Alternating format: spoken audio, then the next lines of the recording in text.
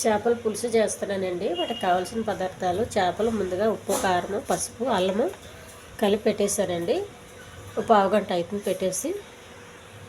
వాటికి కావాల్సిన పదార్థాలు: ఉల్లిపాయలు, టమోటా, మిరియాలు, జీలకర్ర, ఆవాలు, కొత్తిమీర, చింతపండు, పచ్చిమిర్చి, నూనె,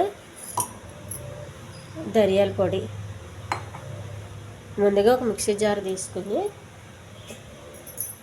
ఆ మిక్సీ జార్లో కొంచెం జీలకర్ర,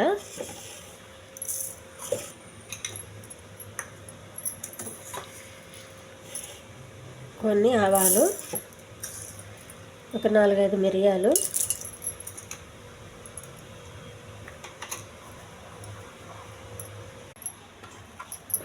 ఉల్లిపాయలండి, టమాటా మిక్సీ చేసుకోవాలి. చేసుకున్న పేస్ట్ అండి. చింతపండు పులుసు చేసుకుని పక్కకు పెట్టుకోవాలండి. స్టవ్ వెలిగించి పెనం పెట్టుకోవాలి.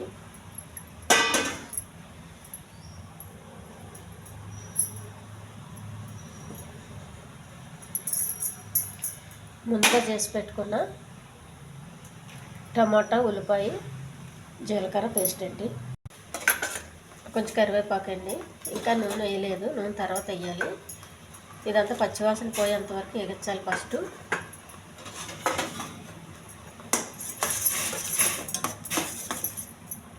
కొద్దిగా అల్లం వెల్లుల్లి పేస్ట్ అండి. చేపలు చాలా మటుకు మసాలా అంతా వేసేసాను. ధనియాల పొడి అనేది ఇందులో కొంచెం అల్లం వెల్లుల్లి పేస్ట్ వేస్తే సరిపోతుంది. ఇది బాగా దగ్గరికి రావాలి గ్రేవీ. కొంచెం నూనె అండి.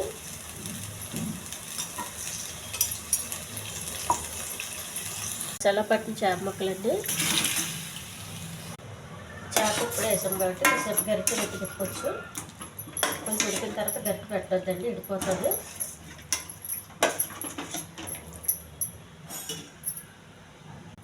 మూత పెట్టేయాలండి. చేపలో ఎక్కువ వాటర్ వస్తుందండి, కొంచెం వాటర్ వేయాలి ఉడకడం కోసం.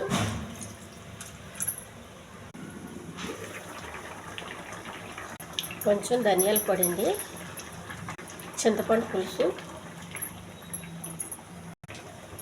చింతపండు పులుసు వేసినాక గరిటె పెట్టొద్దండి, ఇంకా కొంచెం ఇలా కలపాలి. కొత్తిమీర. చేపల పులుసు ఉడికిపోయిందండి. ఈ ఛానల్ నచ్చితే సబ్స్క్రైబ్ చేయండి, షేర్ చేయండి, లైక్ చేయండి, కామెంట్ చేయండి. ఇది ఇప్పుడు వండుకొని పొద్దున్న తింటే చాలా బాగుంటుందండి. ఇది అన్నంలో చాలా